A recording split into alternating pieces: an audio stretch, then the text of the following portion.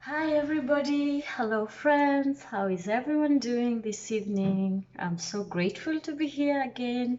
My name is Caroline and I'm so happy to be here again with you this evening. Thank you very much for your kind support. Thank you for those who turned out in large numbers to support me, to encourage me, to give me feedback. I really appreciate and I'm so happy again to be here.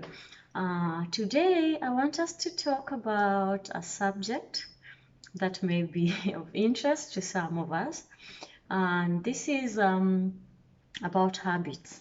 I would like to share with us just a few tips of how to build, um, what do we call it? How to build positive habits. So a habit is something that you repeatedly do over and over until it becomes like part and parcel of you. So this day, I want us to build healthy habits. Habits that help us to become better people, habits that help us to improve ourselves, and habits that make us happy. Do not indulge yourself in habits that destroy you or give you lots of regrets. Just look for healthy habits and keep doing it until it becomes part and parcel of you. So if you want to build a habit, like for me, before I started working out, I would always desire to like go for a run. I would see people running and I would say, oh my God, I wish I would run, or I wish I would work out or do sit-ups or do the abs just like other people do. But then if I continue to wish, I would never have done anything. So the first plan of action was to set a specific goal. Now, this is the first step towards building a habit. Once you set a specific goal, for me, it was not even fitness, it was just running. So I wanted to start running simply because I had a very dormant life. I would go to work, come back home, sleep, wake up in the morning, go to work, come back home, and the cycle continued, and I felt unfit. So I set a goal that every day I would cover 10,000 steps. No matter what I did, I had to fulfill this goal. So I came up with a plan. I'm not a morning person. I don't like to do most stuff in the morning. I like to maybe sleep late, but not wake up that early. When I wake up early, simply because I have to prepare and go to work, but I don't like to wake up early to go for a run. So what I would do is I would wake up, get ready, go to work, come back home, and then after work, because I have no any other obligation except to feed myself, maybe to freshen up and get into bed, I took that opportunity now to be my workout time. So I purposed that every day I would cover 10,000 steps. That was my specific goal. However, I covered it was up to me. And I wanted to cover it in the shortest time possible. So this meant I had to do something that would help me to cover my 10,000 steps as fast as possible. That's why I chose running. And because I enjoy running, so I thought it would be a goal I would be able to fulfill in a very short time. So once you identify what you want to do, you make it your goal.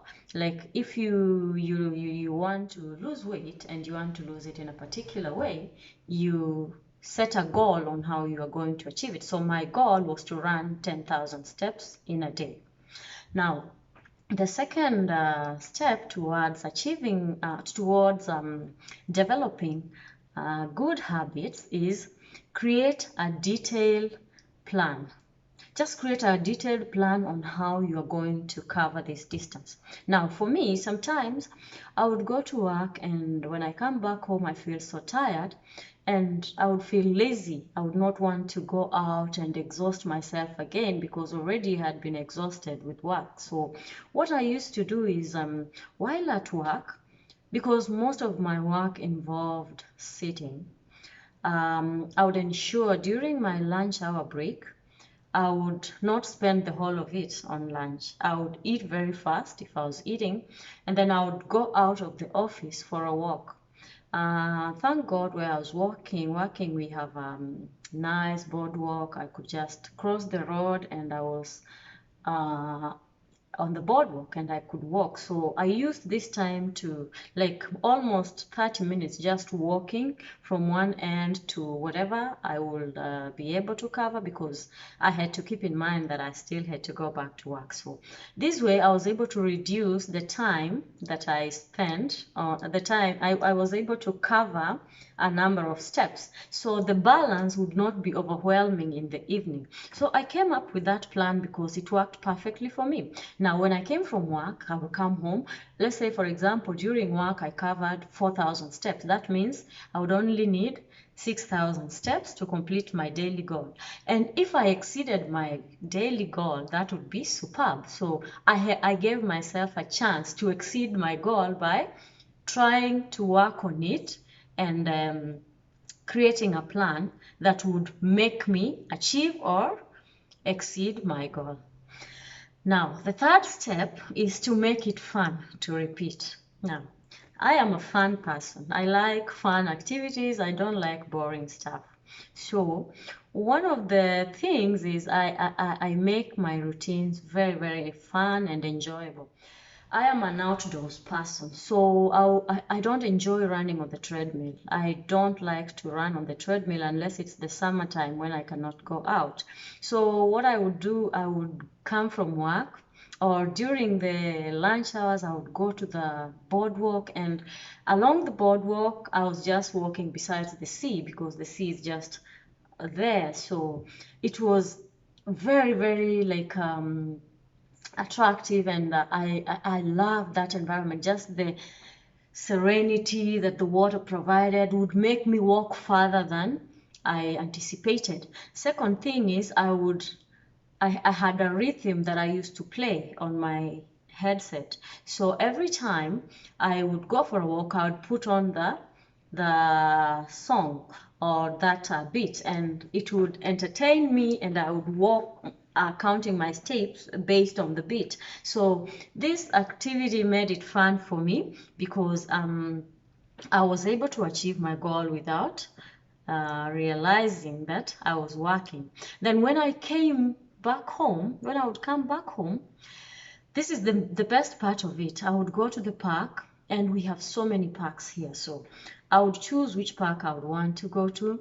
And first of all, I would start by just walking briskly, and then I would run short runs with, there's a, just as I said, there's a rhythm I would play on my ears, and there were stags. I had placed some stags along the road that when I pass a certain thing, I would maybe jump, or I would skip. Like I included other activities in my running. It was not just full throttle running. It was like paced running. I also had this app that would tell me what to do at a particular time. So these all made my running very easy, and I was able to like look forward to it every day.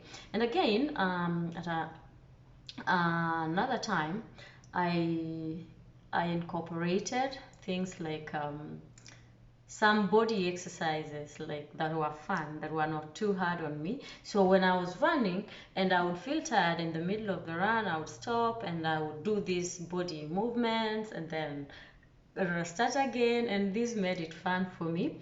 But most of the time I like to listen to music when I'm running, so you just find the songs that you like. I would even sing at the top of my voice as I ran, and this was very, very fun for me because I could not hear myself, and when I turned, people would be looking at me, and I'm like, oh my God, I'm making a lot of noise for people. But this is what pushed me because I cannot hear any other distractions except the music in my ears. So this keeps me going. Um, the fourth item is be flexible. when you come up with when you're trying to form a habit, just be flexible. Why?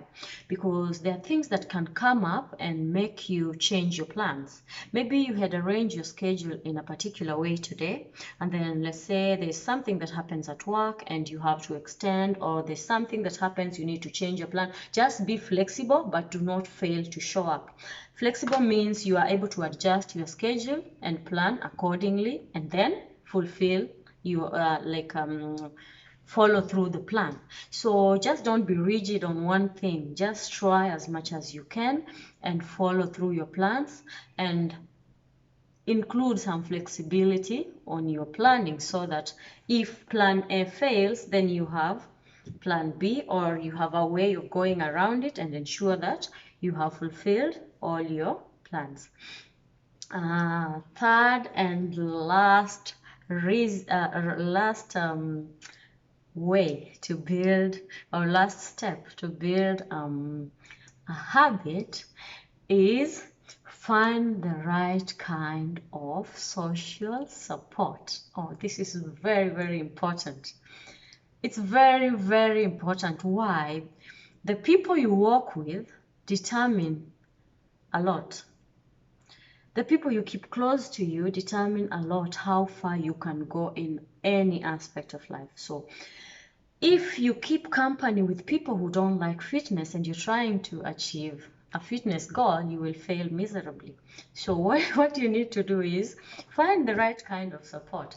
Find the right kind of people to tag along in such situations. I have a friend who is a fitness enthusiast. So initially she was not, but every day she likes to talk. So every day she would like to talk to me. I would tell her, well, I'm going for a run now, so if you want us to talk, you can come with me, then we can run as we talk, or we can jog as we talk. And she agreed. And so we started going for our runs. So we would start by walking one lap. And during this walking time, we are talking about whatever she wants us to talk about. And then we would tell ourselves, okay, let's run for 3 kilometers before we stop again. So we would run. And in this running, we would punctuate it maybe with a joke or with something. And this really helped us, because every time we did not go for a walk, we felt like we missed out on something.